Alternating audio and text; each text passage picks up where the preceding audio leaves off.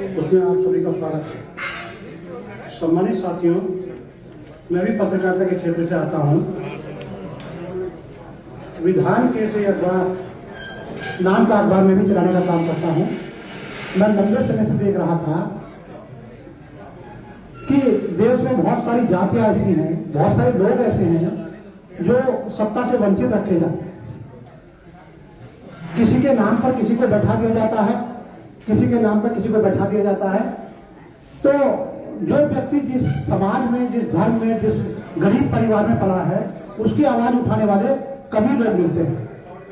ऐसा मैंने भी एक प्लान किया।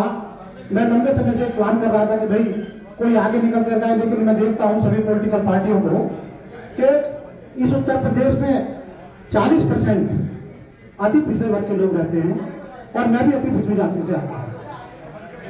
मेरी स्वामी प्रसाद मौर्य से बात हुई, माननीय मंत्री जी से बात हुई।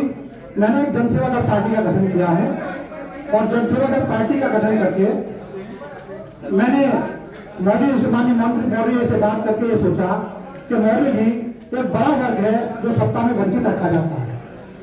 तो हम लोगों ने मिलकर के, मैं बहुत सारी जातियों में काम कर रहा हूं पिछले 6 महीने से।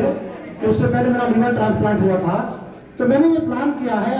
तो मौर्य जी ने मेरी बात से सहमति जताई और उन्होंने कहा कि विनेश भाई, आपने जो प्रोग्राम बनाया है, मैं विश्वास दिलाता हूं कि वंचित जातियों को सत्ता में ले जाकर के ही दम लूंगा। हमने पूछा भी उनसे, हमने उनसे पूछा भी कि माननीय मंत्री जी, आप तो बहुत सारी पार्टियों में रहे हैं, आपका पहले क्या प्रयास रहा? तो उनका कहना हमसे साफ शब्दों में था कि विनेश भाई, मैंने और पॉलिटिकल पार्टियों में काम किया है और ये अपनी जनता पार्टी नाम से जो पार्टी मैंने बनाई है, उसका बनाने का मेरा मकसद केवल एक ही है कि मैं इसमें निर्णायक भूमिका में रहूंगा। क्योंकि राष्ट्र के अंदर तो सारी पावर होती है। हम चाहते हैं कि गरीब वंचित समाज के लोग भी सत्ता में आकर के विधायक, सांसद, मंत्री बने और वे अपने समाज की आवाज उठाने का काम करें। लेकिन सबसे बड़ी समस्या ये कहती थी कि भाई हम कहते थे इसको टिकट देना है, लेकिन उसको नहीं मिलता था, उसको विधायक, सांसद बनने का मौका नहीं मिलता था। और माननीय मंत्री जी ने यहाँ तक कहा कि मैंने तो कई बार ये भी प्रस्ताव रखा कि पत्रकार क्षेत्र से, मीडिया के क्षेत्र से भी लोग चुन करके जाने चाहिए, वो विधान परिषद में, राज्यसभा में जाए तो ताकि वो पत्रकार की आवाज भी उठा सके।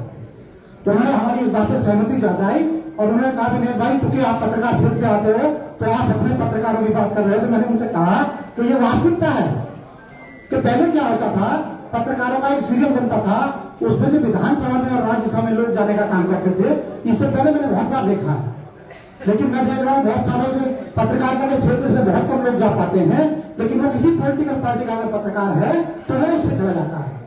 तो मेरा आप लोगों से ये कहना है, मैं आप लोगों से अनुरोध करना चाहता हूं कि पत्रकार साथियों, पत्रकारिता का सच्चा धर्म जो है वो गरीबों वंचितों की आवाज उठाना है। और ये विनेश ठाकुर आपका भाई आप लोगों से अनुरोध करता है कि आप भी हम लोगों की आवाज उठाने का काम करेंगे, क्योंकि हम गरीब वंचित समाज से आते हैं और अति पिछड़ी जातियों से आते हैं।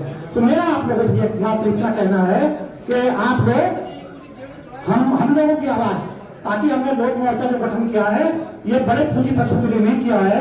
माननीय स्वामी प्रसाद मौर्य हमेशा गरीबों की आवाज उठाते आए हैं। तो मेरा आप लोगों से यह अनुरोध है कि आप जिस व्यक्ति ने, और कई बार मंत्री रहे हैं, जिस व्यक्ति ने गरीबों की आवाज उठाने का काम किया है, मैं समझता हूँ मीडिया के साथी उनका सहयोग करने का काम करेंगे। नमस्कार, जय हिंद, जय भारत।